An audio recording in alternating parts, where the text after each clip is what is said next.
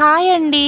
క్విక్‌గా అయిపోయే ఒక లంచ్ బాక్స్ రెసిపీతో మీ ముందుకొచ్చేసాను. క్యారెట్ రైస్ చాలా టేస్టీగా, చాలా త్వరగా అయిపోతుందండి. కొన్నిటిని ప్రిపేర్ చేసుకొని సరిపోతుంది. ముందుగా అయితే మిక్సీ జార్ తీసుకొని దాంట్లో 10 జీడిపప్పులను వేసేసుకొని 1 టేబుల్ స్పూన్ జీలకర్ర, 2 టేబుల్ స్పూన్ల వరకు ధనియాలు వేసి మెత్తగా మిక్సీ పట్టేసి పక్కన పెట్టేసుకోవాలి.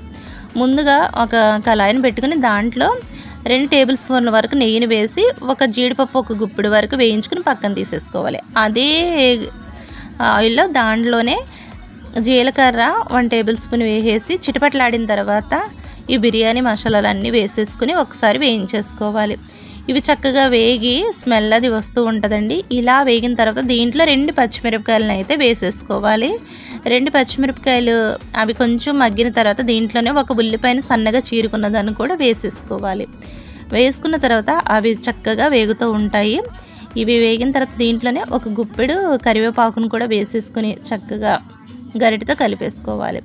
ఇది వేసిన తర్వాత దీంట్లోనే ముందుగా తురుముకున్నటువంటి ఒక పెద్ద క్యారెట్లను అయితే ఈ విధంగా తురుముకున్నాను. ఒక కప్పు వరకు వచ్చింది. దాన్ని అయితే వేసేసుకుని ఒకసారి గరిటెతో ఈ విధంగా కలిపేసుకోండి.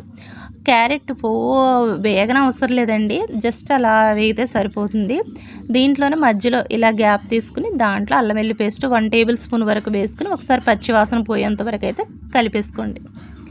ఇలా ఫ్రై చేసుకున్న తర్వాత ముందుగా మిక్సీ వేసుకున్న పౌడర్ను కూడా యాడ్ చేసేసుకుని ఒకసారి గరిటెతో మళ్ళీ ఒకసారి కలిపేసుకుని దీంట్లో 1 టేబుల్ స్పూన్ గరం మసాలా వేసేసుకుని ముందుగా చల్లార్చుకుని వండుకున్న రైస్ని అయితే దీంట్లో వేసేసుకొని సాల్ట్ కారం వేసేసి టేస్ట్ సరిపడగా ఒక్కసారి గరిటెతో కలిపేసుకుని ఫైనల్గా వేయించుకున్నటువంటి జీడిపప్పుని కొత్తిమీరని వేసుకుని వేడివేడిగా ఇలా తింటే ఉంటుందండి. అసలు చాలా బాగుంటుంది. ఒకసారి ఈ విధంగా ట్రై చేయండి. పిల్లలకైతే లంచ్ బాక్స్ ఈజీగా అయిపోతుంది. పిల్లలు కూడా చాలా ఇష్టంగా తింటారు. ఒకసారి మీరు ఈ విధంగా ట్రై చేసి మీకు ఏ విధంగా వచ్చిందో నాకైతే కామెంట్ చేయండి. మీలో ఎవరైనా మన ఛానల్ కొత్తగా చూస్తున్నట్లయితే దయచేసి లైక్ చేయండి, షేర్ చేయండి, సబ్స్క్రైబ్ చేయండి, పక్కన ఉన్నటువంటి బెల్ ఐకాన్ క్లిక్ చేయండి. Thank you for watching.